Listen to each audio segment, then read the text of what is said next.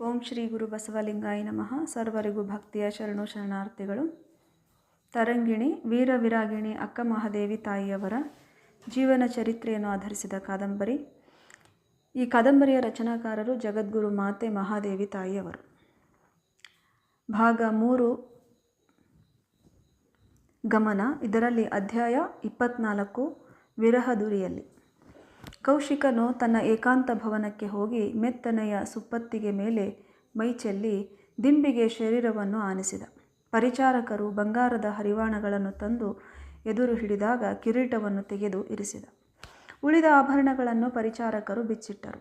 ಪರಿಚಾರಕರಿಗೆ ಯಾರೂ ಬರದಂತೆ ನೋಡಿಕೊಳ್ಳಲು ಆಜ್ಞಾಪಿಸಿ ಹಾಸಿಗೆಯ ಮೇಲೆ ಕೈಕಾಲುಗಳನ್ನು ಚಾಚಿದ. ಎದೆ ಮೇಲಾಗಿ ಮಲಗಿ ಕಣ್ಣು ಮುಚ್ಚಿಕೊಂಡು ತಾನು ಕಂಡ ರೂಪವನ್ನು ಮತ್ತೆ ಚಿತ್ರಿಸಿಕೊಂಡ. ಆದರೂ ಸಮಾಧಾನವಿಲ್ಲ. ಕೌಶಿಕನ ಏಕಾಂತ ತಾಣಕ್ಕೆ ಅಪ್ಪಣೆ ಇಲ್ಲದೆ ಬರುವ ಅವಕಾಶ ಪಟ್ಟದ ರಾಣಿ ಯಶೋಮತಿಗಷ್ಟೇ ಇದ್ದಿತು. ಅವಳು ಮೆಲ್ಲನೆ ಹೆಜ್ಜೆ ಇರಿಸುತ್ತಾ ಬಂದು ಮಂಚದ ಮೇಲೆ ಕುಳಿತು ಕೇಳಿದಳು, ಪ್ರಭುಗಳಿಗೆ ಬಳಲಿಕೆ ಬಹಳವಾಗಿದೆಯೇ? ಅಶ್ವಾರೋಹಣ ಹಣ್ಣು ಮಾಡಿರಬೇಕು ಎಂದು ತನ್ನ ಕೈಯನ್ನು ಕೌಶಿಕನ ಹಣೆಯ ಮೇಲೆ ಕೊರಳಿನ ಸುತ್ತಲೂ ಪ್ರೇಮದಿಂದ ಆಡಿಸಿದಳು. ಕುದುರೆಯ ಜಿಗಿದಾಟವಲ್ಲ, ಕಾಮನ ಕಾಟವು ಹಣ್ಣು ಮಾಡಿದೆ ಎಂದು ಮನದಲ್ಲಿ ಅಂದುಕೊಂಡ ಮಾತನಾಡಲಿಲ್ಲ. ಶಾರೀರಿಕ ಶ್ರಮಕ್ಕಿಂತ ಮಾನಸಿಕ ಚಿಂತೆ ಮನುಷ್ಯನನ್ನು ಬೇಗನೆ ಬಳಲಿಸುವುದು ಎಂಬುದು ಅವನು ಅರಿಯದ ವಿಷಯವೇನಲ್ಲ. ಊಟವನ್ನು ಮಾಡಿ ವಿಶ್ರಾಂತಿ ಹೊಂದಬಹುದು, ದಣಿದಾಗ ಉಪವಾಸ ಒಳಿತಲ್ಲ. ಬೇಡ ರಾಣಿ, ನನಗೇನೂ ಬೇಡ. ಕಡೆಗೆ ಕೇಸರಿ ಮಿಶ್ರಿತ ಬಿಸಿ ಹಾಲನ್ನಾದರೂ ಕುಡಿಯಿರಿ, ಗೋಗರೆದಳಾಕೆ.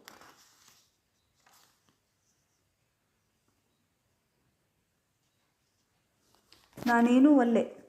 ಏಕೆ ನನ್ನ ಮೇಲೆ ಮುನಿಸೆ? ಯಾರ ಮೇಲೂ ಮುನಿಸಿಲ್ಲ. ನನ್ನ ಪಾಡಿಗೆ ನನ್ನನ್ನು ಬಿಟ್ಟರೆ ಉಪಕಾರವಾದೀತು. ಕೌಶಿಕನ ಮಾತಿನ ತೀಕ್ಷ್ಣತೆ ಕಂಡು ಯಶೋಮತಿ ತಲ್ಲಣಿಸಿ ಮೌನವಾಗಿ ಎದ್ದು ಹೋದಳು ತನ್ನ ನಿವಾಸಕ್ಕೆ. ಕೌಶಿಕ ಸಾಮಾನ್ಯವಾಗಿ ಪಟ್ಟದ ರಾಣಿಯ ಭವನದಲ್ಲೇ ತನ್ನ ವೇಳೆಯನ್ನು ಕಳೆಯುತ್ತಿದ್ದುದು. ವಿಶೇಷ ಪ್ರಸಂಗದಲ್ಲಿ ಏಕಾಂತ ಬೇಕೆನಿಸಿದಾಗ ತನ್ನ ಏಕಾಂತ ಭವನಕ್ಕೆ ಹೋಗಿಬಿಡುತ್ತಿದ್ದ. ತನಗೆ ಇಚ್ಛೆಯಾದರೆ ಆಜ್ಞೆಯನ್ನು ಕಳಿಸಿ ಆತ್ಮೀಯರನ್ನಷ್ಟೇ ಅಲ್ಲಿಗೆ ಕರೆಸುತ್ತಿದ್ದ. ಯಶೋಮತಿ ಹೊರಗೆ ಸಾಗಿದಾಗ ಕೈ ಚಪ್ಪಾಳೆ ಬಡಿದ. ಬಾಗಿಲ ಹೊರಗಿದ್ದ ಕಾವಲುಗಾರ ಅಪ್ಪಣೆ ಮಹಾಪ್ರಭು ಎಂದು ತಲೆ ತಗ್ಗಿಸಿ ನಿಂತ. ವಿದೂಷಕ ವಸಂತಕರನ್ನು ಕೇಳಿವನಕ್ಕೆ ತೀವ್ರವಾಗಿ ಬರಲು ಹೇಳಿ ಕಳಿಸಬೇಕು. ಪರಿಚಾರಕ ಹೋದ ತಕ್ಷಣ ಕೌಶಿಕ ಬಿಳಿಯ ಉಡುಪನ್ನು ಧರಿಸಿ ಬಿಳಿಯ ಉತ್ತರೀಯವನ್ನು ಹೊದೆದು ಕೇಳಿವನದತ್ತ ನಡೆದ.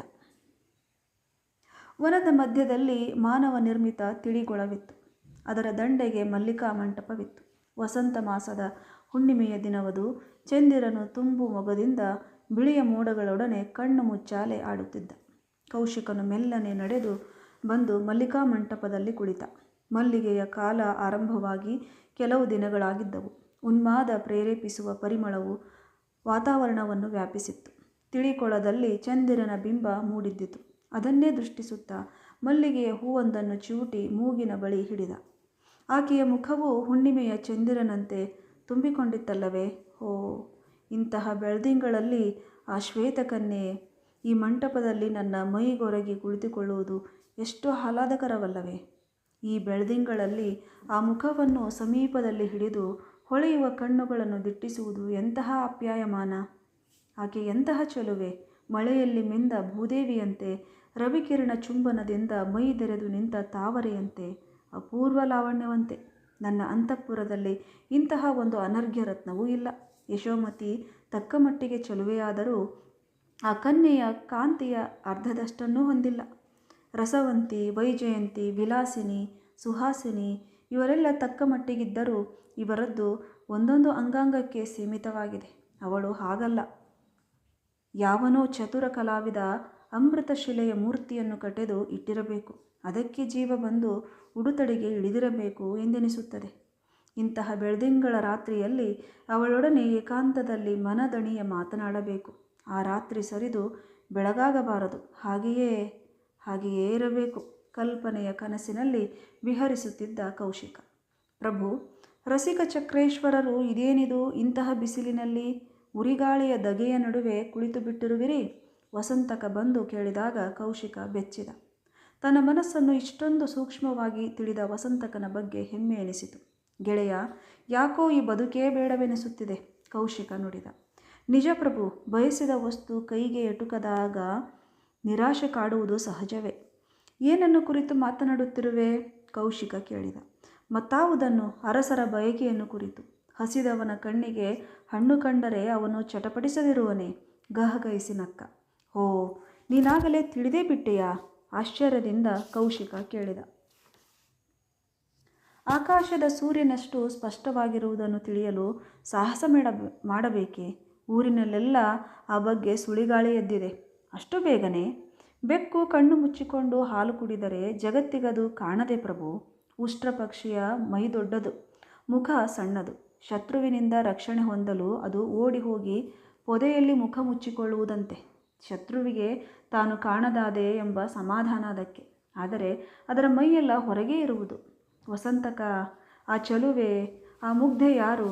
ಯಾರ ಸುಪುತ್ರಿ? ಯಾರು ಯಾರು ಯಾವ ಕನ್ಯೆ? ವಸಂತಕ ಅರಿಯದಂತೆ ನಟಿಸಿದ. ಕಾಡಬೇಡ ವಸಂತಕ, ಇಂದು ಮಧ್ಯಾಹ್ನ ವೈಹಾಳಿಯಿಂದ ಬರುವಾಗ ನೋಡಿದ ಆ ದಂತದ ಪುತ್ಥಳಿ. ಓಹೋ, ಸುತ್ತಲೂ ನೆರೆದಿರುವ ಜನಸಮುದಾಯದ ಪರುವೆ ಸಹ ಇಲ್ಲದೆ ಸ್ಥಾನದ ಔಚಿತ್ಯವನ್ನೂ ಮರೆತು ಪುಂಗಿಯ ನಾದಕ್ಕೆ ಮನಸೋತ ಹಾವಿನಂತೆ ಮಂತ್ರಮುಗ್ಧರಾಗಿ ದಿಟ್ಟಿಸಿದರಲ್ಲ ಆ ಲಲನೆಗೆ, ಕೆಣಕುವ ಧ್ವನಿಯಲ್ಲಿ ವಸಂತಕ ನುಡಿದ.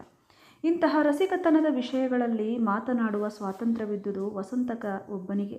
ಕೌಶಿಕನು ರಾಜಕಾರಣದ ವಿಷಯಗಳನ್ನು ಮಂತ್ರಿ ಮುರಾರಿಯ ಮುಂದೆ ಬಿಚ್ಚಿಡುತ್ತಿದ್ದರೆ ಇಂತಹ ವೈಯಕ್ತಿಕ ಮನೋಭಾವನೆಗಳನ್ನು ವಸಂತಕನ ಮುಂದೆ ತೆರೆದಿಡುತ್ತಿದ್ದ. ನಿನಗೇನು ಗೊತ್ತು ಗೆಳೆಯ ಆ ಅನುಭವ? ನವಿಲು ತನ್ನ ಪ್ರೇಯಸಿಗಾಗಿ ನರ್ತಿಸುವಾಗ ಜಗತ್ತನ್ನೇ ಮರೆತಿರುವುದು. ಅವು ಅಮೃತಗಳಿಗೆಗಳು, ತನ್ಮಯನಾಗಿ ಕೌಶಿಕ ನುಡಿದ.